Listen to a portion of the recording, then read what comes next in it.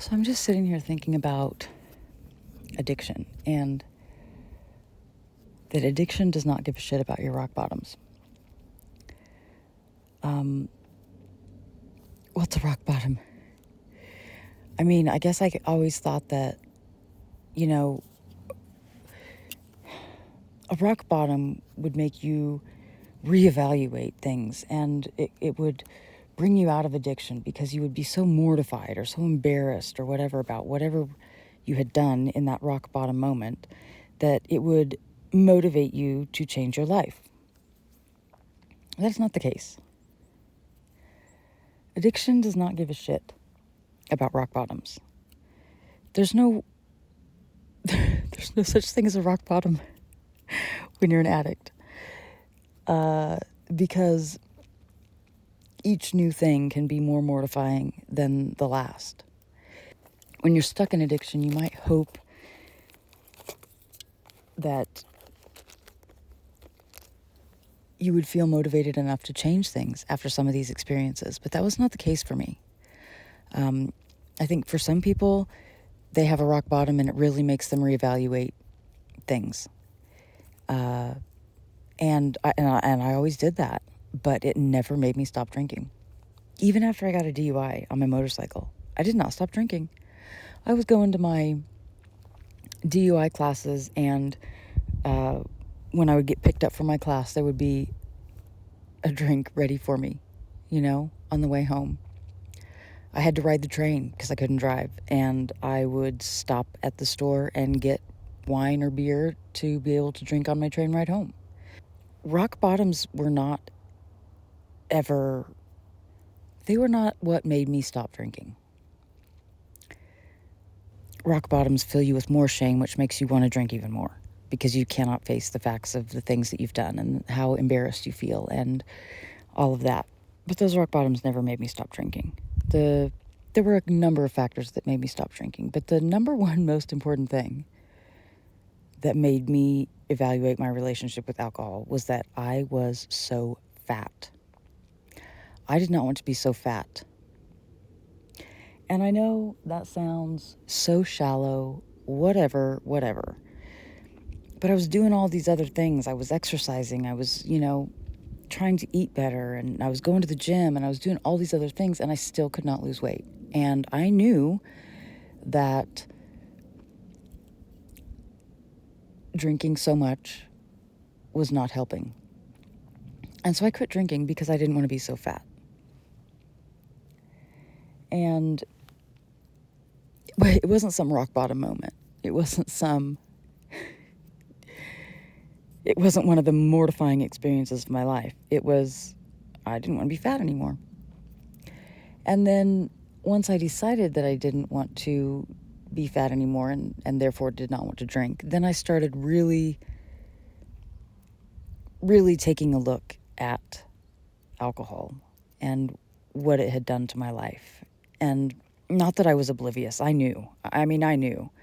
And there were even times when I wanted to quit because I knew that it was negatively affecting everything in my life, and particularly my relationship at the time. But even still, that wasn't enough to make me stop. It's so hard because you just want a fucking magic pill. You want something to just take it away, just to make you not want to drink anymore. And there was a medication that I took once, and I remember it because it made me not want to drink.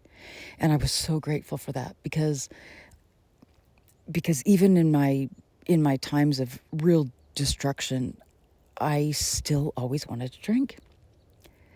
And you can say it's a willpower issue, whatever, but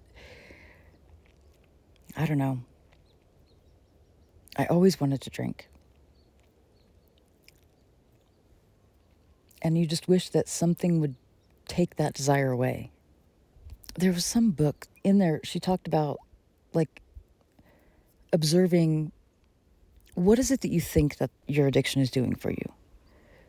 What is it why are the reasons that you think that you do it? And then to just be really honest with yourself and observe it and see if it is really doing for you what you think it is. And I very quickly realized that it was not, because sitting there drinking myself to oblivion every night, I was like, is this all there is? Like, this is really what my life is supposed to be? This is it? And I realized that it wasn't making me fun. It wasn't making me relax. It wasn't making me more calm. It was leaving an absolute path of destruction everywhere that I went. And I finally realized The Naked Mind by Anne somebody. The Naked Mind. I finally realized that something else had to become more important to me than drinking. And as much chaos and just nonsense that alcohol caused in my life every single day. I mean, we're not talking like, once a month on the weekend when you go out for girls' night. I'm talking every fucking day. I realized that the thing that I wanted the very most in my life was peace. Because when you're drinking and you wake up in the morning and you see all these text messages, or you see the fucking disaster area mess around you, or you see, or you wake up on the fucking side of the road, or whatever, those things do not give you peace. There is a constant nagging shame and guilt and, having to ask somebody what we did last night because you cannot remember. There's no peace in that. There's no peace in addiction.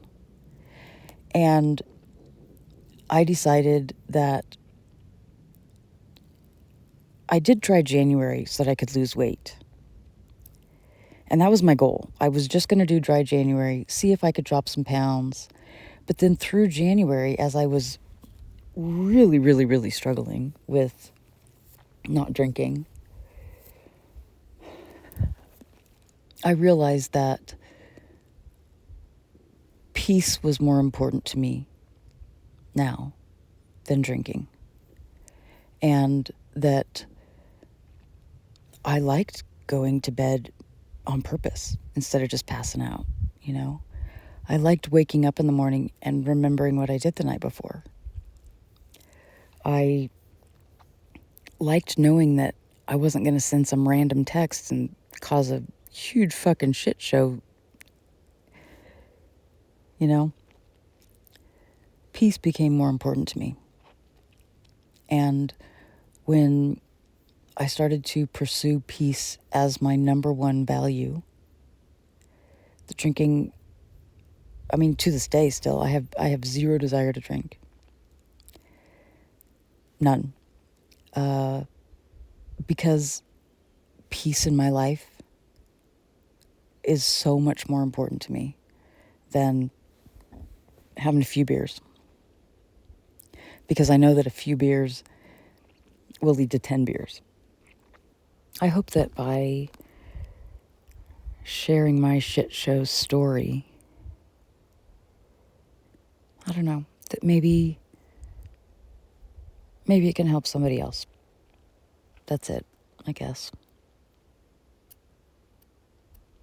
Because there's so much peace on this side of it. I love my life. I'm absolutely in love with my life. And the funny thing is, I'm broke as shit. I don't have a job. When you look at the big picture, I'm not, according to society's standards, I'm not doing great in most areas of my life, but I am doing phenomenally in the most important area of my life. That I love my life. I have so much gratitude for my life. I have so much peace in my life. And I truly believe that choosing peace over my addiction, I was thinking about addictive personality. Like, I always used to tell myself that I had an addictive personality. And I really do believe that people use that I used that as an excuse to act like a fucking disaster and not have to take responsibility for it. So, oh, I have an addictive personality. Oh, I can't help it. Oh, bullshit. Bullshit. You are always choosing what you want to do and what you want to engage in. And, but it took me a long time to recognize, and it wasn't until I was sober that I really began to recognize that all of these things that we tell ourselves steal our power from us. It's an addiction. Addiction, it just comes with so much, the word itself, it just strips you of your power. It's something you have no control over. I have an addictive personality. You have no control over it. And it leaves you feeling absolutely helpless, even though you're not. But it also gives us an excuse to not take control of our lives by saying that I'm addicted.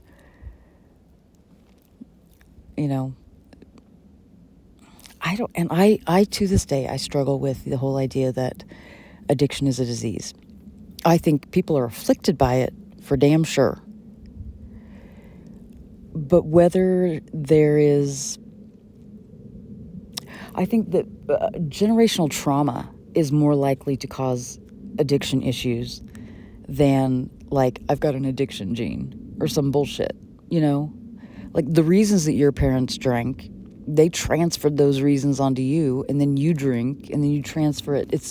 I believe that addiction, rather than being something that is genetic and disease and something that runs in families, I think it is more likely generational trauma that is passed down because twat waffles seriously transfer trauma. And so further generations will seek to numb themselves just as the generations before them did, because of the same mental health state, the trauma that is passed on. I don't know. I don't know that I think that alcoholism or drug addiction is a disease. I think it is something that we choose. You're not predispositioned to be an alcoholic because your dad was an alcoholic. You're probably predispositioned to be an alcoholic because the trauma that your dad had was transferred down to you, and so you also seek to numb that, rather than it being, my dad was an alcoholic, so I'm more likely to be an alcoholic. Like, it's not about the alcohol, it's about the trauma that you're numbing that is passed on, in my opinion. My desire for you, that you may heal and grow. Please prioritize self-care and mindfulness. All my love, AbFabNerd.